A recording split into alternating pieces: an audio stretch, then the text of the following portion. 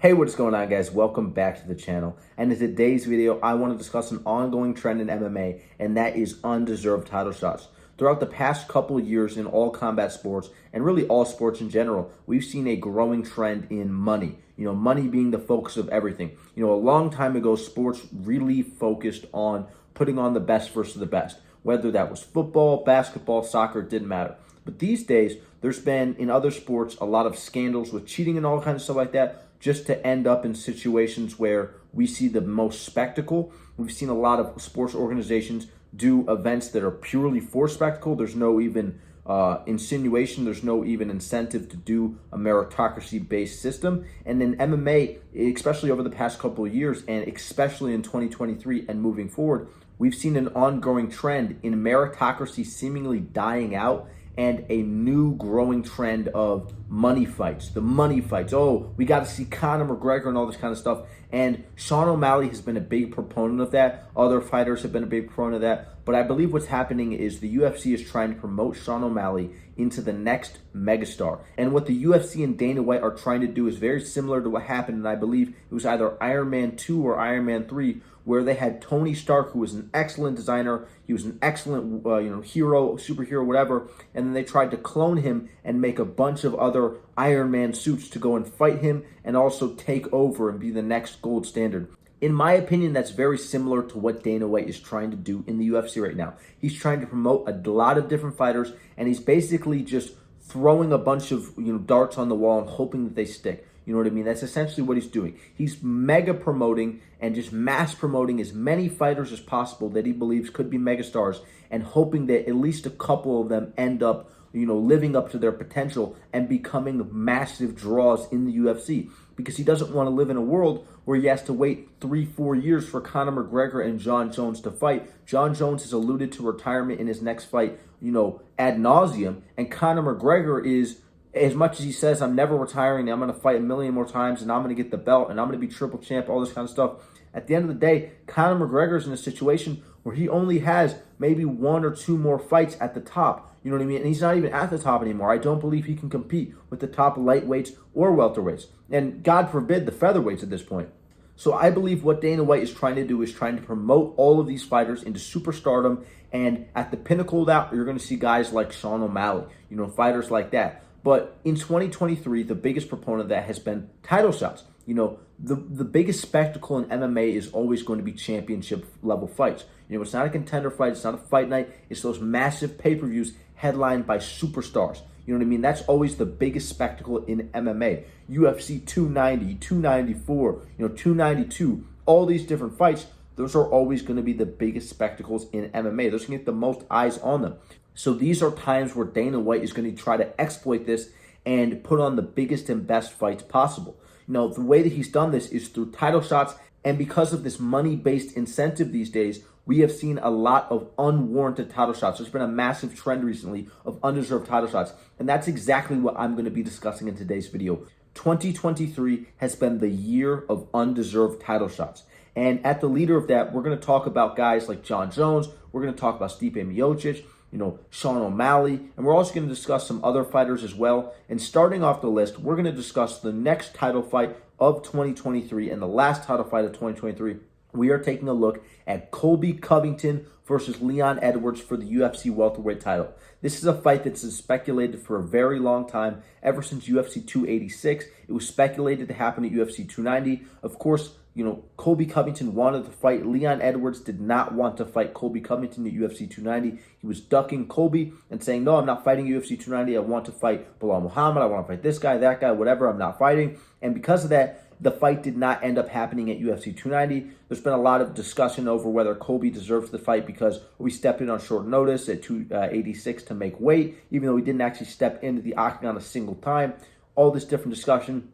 And then, Leon Edwards said, I don't want to fight at 290. I want to fight at 294 in Abu Dhabi. I want to headline that. But of course, they're going to give Islam Makhachev the headlining opportunity. He's a much bigger star than Colby or Leon combined. He has a very big, Saudi Arabian following, so of course they're going to allow him to fight in the Middle East. He has a very large Muslim fan base, so of course they're going to allow him to fight in those areas. He's going to be the headliner. He is the most popular Dagestani Russian Middle Eastern fighter in the UFC, period. So, of course, they're going to make him headliner, and they didn't want to have Leon Edwards versus Colby Covington on that card. But you look at Colby Covington's claim to the welterweight title. Why exactly does he deserve a welterweight title shot? And the answer is I can't give you one. I literally cannot give you guys an answer to why Colby Covington deserves a welterweight title shot. Colby Covington is 2-2 in his last 4. His last 2 wins are against the dead corpse of Jorge Masvidal and washed Tyron Woodley, who is coming off of 2 losses. Jorge Masvidal was also coming off of 2 losses. So his last 2 wins are both fighters coming off of 2 losses, and his 2 losses are against Kamaru Usman, one in which he got brutally finished, the other of which he got, beat via decision, almost finished in the second round, and, goes out there, arguably wins the next 3 rounds. Very close competitive fight, but I believe Kamaru Usman did enough to get the decision. Goes out there, obviously, in the first fight with Kamaru Usman, the other fight that he lost in his last 4 fights, and gets brutally finished in the 5th round. Very competitive fight up until the finish. But at the end of the day, I'm not going to elevate a guy off the loss. There's been a common trend in MMA these days, elevating fighters off of losses. You cannot do this because it creates a level of delusion. And this is something that's very prevalent in the Colby Covington fan base. And I talked about this ad nauseum in my last video on Colby Covington and why I believe he's one of the biggest frauds in MMA. And this has nothing to do with Colby Covington's skill set. I truly believe he's one of the best welterweights we've ever seen. It doesn't matter how skilled he is. Does he deserve a title shot? Absolutely not. Meritocracy, deserving a title shot in my eyes comes down to 2 levels of criteria: your activity and your wins and the relevance to the division. How relevant and impressive are your wins, and how active are you? You know what I mean? That's all I care about. And that's the same thing. As a champion, what do I look for? When I'm looking at champion, every time I look at a champions I like, you look at my favorite fighters, you look at Islam Makhachev, you look at Alex Pereira, Alexander Volkanovski, Aljamain Sterling, Charles Oliveira. These are all guys that were active and fought the best of the best. They weren't, ducking contenders, and looking, I want the money fight, I want this guy. No, they were fighting the guy that was next. Whoever Dana White said and offered them, this is who you're going to fight, they fought them. They weren't ducking this guy and that guy and saying, no, I don't want this and I want that and I want to fight this and that. They literally, Islam Makhachev is saying, I'm willing to fight whenever, whoever. You know what I mean? It doesn't matter. Alexander Volkanovski is the same way. Alex Pereira is the same way. You know what I mean? So those are obviously my favorite fighters and they fall in line with the same criteria that I'm talking about. You know what I mean? So Colby Covington is not a proponent of those criteria, and because of that, I don't believe he deserves a title shot. In fact, Colby Covington does not have a single win over a ranked welterweight. And of course, you go back in a time machine, of course, his wins then, some of them were ranked, but you look at guys like RDA. RDA is a career lightweight. You know what I mean? You look at Robbie Lawler. Robbie Lawler, 36 years old, coming off of 2 consecutive losses. Tyron Woodley, coming off of 2 consecutive losses. Tyron Woodley had literally lost 10 consecutive rounds. 10 straight rounds before he fought Colby Covington. He lost 5 rounds to, Gilbert Burns, 50-45, and lost 5 rounds to Kamaru Usman, 50-45. Fights Colby Covington, gets beaten in the 4th round via TKO. It's same thing as the Bilal Muhammad Gilbert Burns injury, in my opinion. But at the end of the day, what I look at when I say a fighter is undeserving of a title shot is not because they don't deserve a title shot. It's because there's other people in the division that deserve it more than them. If no one really deserves a title shot, but you deserve it more than anyone, then, if you had to give it to someone, I'd say that person. But at the end of the day, there's fighters in the division that are more deserving than him in Shavkat Rakhmonov and Bilal Muhammad. Bilal Muhammad is on an incredible win streak, and Shavkat Rakhmonov is a way more compelling matchup than Colby Covington. And on top of that, he's on a long win streak, 17-0. All 17 fights come via finish in his favor. So I truly believe he deserves a title shot more than Colby Covington. I don't even need to get started on Bilal Muhammad. We all already know how good he is. And, I just don't believe Colby Covington deserves a title shot, and he's only getting this because of his mouth. At the end of the day, I don't watch press conferences. I don't watch all this corny little clips and stuff. I don't care how exciting the press conference is going to be. Oh, he's going to call Leon Edwards mumble mouth. Oh, my gosh, he's going to say, man. He's going to call him Leon Scissorhands, Leon Scott. I don't care. I don't care about that stuff. All I want to see is the fights in the octagon. I don't care about what happens in the build-up to that. I don't care who said what and who called who, which nickname in the build-up to the fight. I only care about what actually happens inside the octagon. When both fighters strap up, they both put their gloves on, they touch gloves, and that 25 minutes takes place. or less, you know what I mean? That's what I care about. I don't care about anything leading up to that. The next person I want to discuss in today's video is going to be Sean O'Malley. Sean O'Malley and his title shot against Aljamain Sterling, and then also a fight that's not even happening in 2023, but is going to happen in early 2024, Sean O'Malley versus Marlon Chito Vera. So Sean O'Malley gets the title shot against Aljamain Sterling, brutally finishes him via second-round TKO, a very impressive win, one of the most impressive performances I've ever seen in my entire life. Sean O'Malley went out there and executed a perfect game plan, and in fact, I'm not even talking about the finish. The finish was incredible. I knew Aljamain Sterling was going to get finished once the second round begun, because I was looking at what was happening. I was looking at instances where Aljamain Sterling was backing up, to try to get Sean O'Malley to pressure him, and I was looking at instances where Aljamain Sterling was overextending on the feet, and I knew that if Sean O'Malley capitalized on it, because I knew he was capable of doing so, I knew, okay, Aljamain Sterling is going to get countered. You know what I mean? I predicted Aljamain Sterling to win, but I underestimated Sean O'Malley going into that matchup. I underestimated his composure, his fight IQ, all those different things. And he showed how much of a complete fighter he is when he fought Aljamain Sterling. Of course, we didn't see him on the ground. You know what I mean? Aljamain Sterling very well could have dominated him if it got to the ground. He submitted Corey Sandhagen in damn near 60 seconds. I believe he would have dominated a guy like, Sean O'Malley on the ground. But at the end of the day, we never got to see the fight actually go to the ground because of Sean O'Malley's excellent game plan and perfect execution throughout the 25-minute fight. But Sean O'Malley did not deserve to fight for the title. He was coming off of a borderline robbery win over Petr Yan, and on top of that, his wins before then are a no contest against Pedro Munoz, and then Raulian Paiva, who's not in the UFC, and before then, a bunch of guys that aren't in the UFC either. I mean, going into the fight with Aljamain Sterling, he only had one win over a guy that was still in the UFC at the time of the fight, and that was over Petr Yan, which, as I already said, I believe was a robbery. Now, to each their own. I don't think it was the most brutal robbery ever, but I definitely thought that Petr Yan did enough to get the nod. You know what I mean? And you look at a guy in Marlon Chito Vera always getting the next bantamweight title shot. Marlon Chito Vera is only getting a title shot because of a win that he got over Sean O'Malley years ago. And I don't believe the win was controversial. A lot of people are saying, oh, we did this and this and this. At the end of the day, it doesn't matter how beat up your leg is.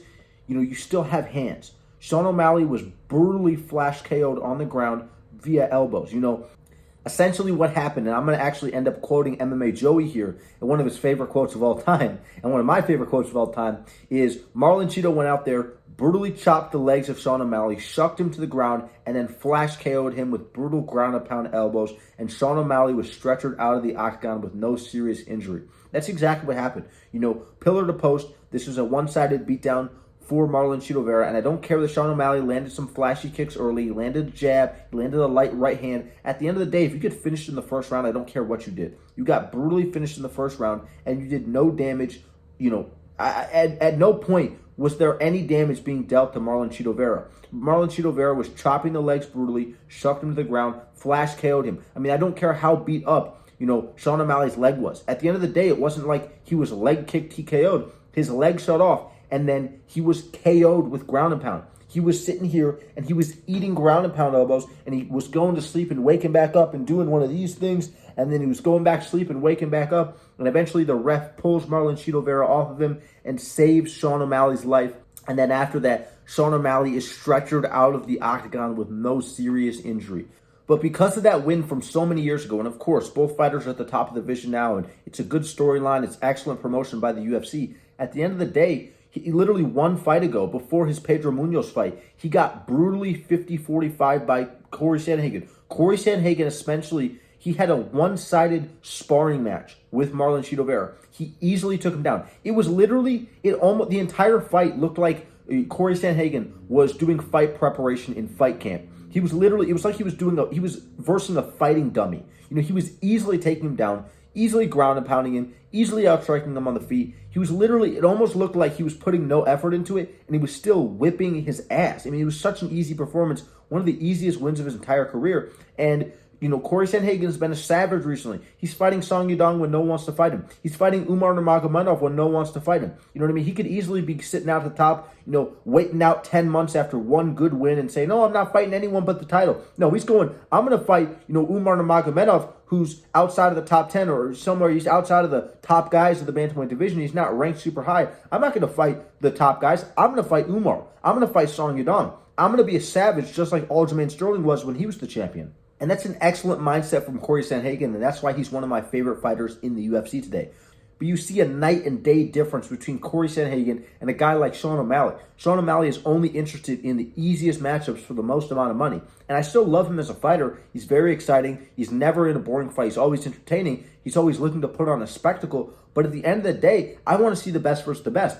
I want to see Corey San Haagen in a title shot. I want to see Song Yadong fighting the top guys. I want to see him fighting, a Sean O'Malley. I want to see him fighting some of these other guys. I want to see Aljamain Sterling in a rematch. I want to see Merab Dvalishvili. I don't want to see, Henry Cejudo and all this and that. And mind you, Henry Cejudo's career is borderline over at this point.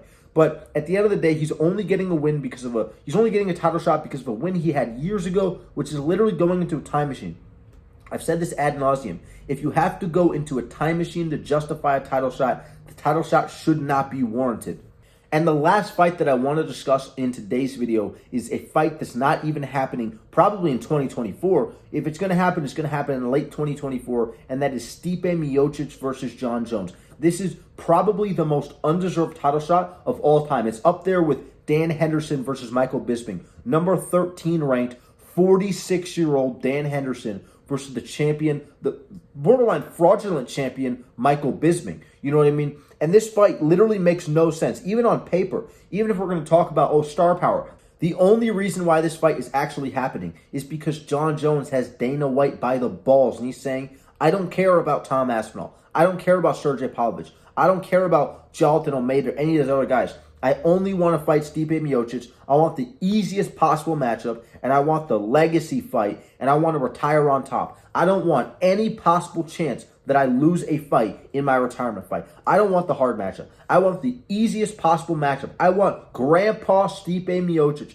a guy that hasn't fought in literally damn near 4 years, a guy that got, folded like a lawn chair by Francis Ngannou, to quote MMA Joey, folded like a lawn chair in his last fight, brutally KO'd by Francis Ngannou. Not an embarrassing loss to have because it's Francis Ngannou, the most scary and devastating KO power in MMA history. Unless you're the champion and you get beat and knocked out, that's the only way I can see you deserving title shot. But at the end of the day, he gets knocked out, gets brutally knocked out, folded like a lawn chair, and then instead of getting a rematch, instead of doing a third fight, instead of doing this or that, at the end of the day, instead of doing one of those options, he decides to sit on the sideline for literally years and wait for a Jon Jones fight. He's been answering phones to the fire department, ducking every possible matchup. He's not going to fight, Sergey Pavlovich. He's not going to fight Tom Aspinall. He's not going to fight Cyril Gane. He's not going to fight Jonathan Almeida. He's not going to fight Derek Lewis. He's not going to fight anyone. He's not going to fight Tai Tuivasa even. All he's going to do is sit there and wait for a Jon Jones fight. And I'm probably going to make an entire dedicated video to how much of a pussy Stipe Miocic is and how much of a pussy Jon Jones is. Those guys are some of the biggest frauds in MMA. As good as they are, as incredible as Jon Jones is, he's the greatest fighter of all time. Those guys are borderline pussies. And a lot of people are afraid to say this. They're going to say, what are you talking about? Jon Jones is the greatest fighter to ever grace the face of the earth. I will let Jon Jones sleep with my wife. I don't care what Jon Jones has accomplished. It doesn't stop him from being a pussy. He is a pussy in 2023. Jon Jones is nothing of what he once was. As impressive as a win against Cyril Gane was, at the end of the day, Jon Jones is continuing to embarrass himself, pretending like a Tom Aspinall fight wouldn't sell pay-per-views, pretending like a Tom Aspinall fight doesn't make sense, pretending like a Tom Aspinall fight who's at the height of his career just knocked out Sergey Pavlovich with ease is somehow a fight that doesn't make any sense. Jon Jones is an embarrassment. Stipe Miocic is an embarrassment, and this fight does not deserve to happen in the slightest. But Dana White is doubling down. He's not giving Tom Aspinall the fight. He's saying, nope, the fight's got to happen. It's going to happen. I don't care if I have to wait 70 years for this fight to happen. It's going to happen no matter what. I don't care if you put a gun to my family's head. I'm going to make Jon Jones versus Stipe Miocic, and no one's going to stop me. I absolutely hate this mindset from Dana White, and I hate anyone that's trying to preach this as if it's such a, this is a fight that needs to happen. It's got to happen. Stipe Miocic, he's the heavyweight GOAT. It's got to happen, guys. Come on, it's a legacy fight. I hate stuff like this. This fight does not speak levels to meritocracy. This fight speaks levels to borderline delusion by Dana White and the MMA community. But let me know what you guys think down below in the comments. Let me know if you believe 2023 is the year of undeserved title shots or not. Let me know your thoughts on the video, any suggestions for future content. Leave a like, comment, subscribe. Don't forget to turn on notifications so you don't miss another upload. And I will see you guys in the next one. Thank you so much for watching. Peace.